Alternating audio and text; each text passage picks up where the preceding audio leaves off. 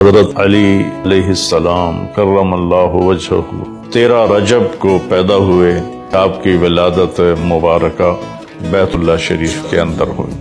آپ کے اور خطاب بھی ہیں. حیدر بھی آپ کو کہتے ہیں، اسد اللہ بھی ہے، مرتضیٰ بھی ہے، علیہ السلام بھی ہے، کرم اللہ وجہہ بھی ہے. اور اللہ کے نبی نے آپ کے بارے میں جو باتیں فرمائیں وہ کسی کے لیے بھی نہیں. انا مدینۃ العلم وعلی بابھا، کہ میں علم کا شہر ہوں اور علی اس کا دروازہ.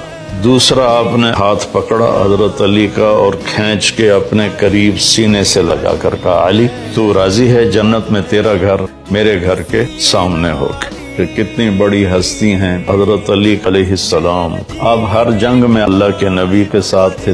خیبر کے موقع پر آپ نے پہلے دن ابوبکر رضی اللہ عنہ کو جھنڈا دیا، فتح نہیں ہوئی. دوسرے دن حضرت عمر کو جھنڈا دے کے بھیجا، فتح نہیں ہوئی. تیسرے دن آپ نے کہا کل میں اس کو جھنڈا دوں گا جو اللہ اس کے رسول سے پیار کرتا ہے اور اللہ کا رسول بھی اس سے پیار کرتے.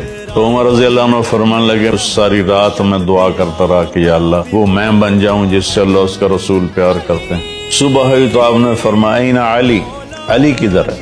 تو وہ خیبر کا قلعہ میں نے دیکھا ہے جا کے، جس کا دروازہ حضرت علی نے اکھاڑ کے پھینک دیا تھا اور مرحب سے جنگ ہوئی تھی اور اس کو آپ نے ایک ہی بار میں تمام کیا تھا.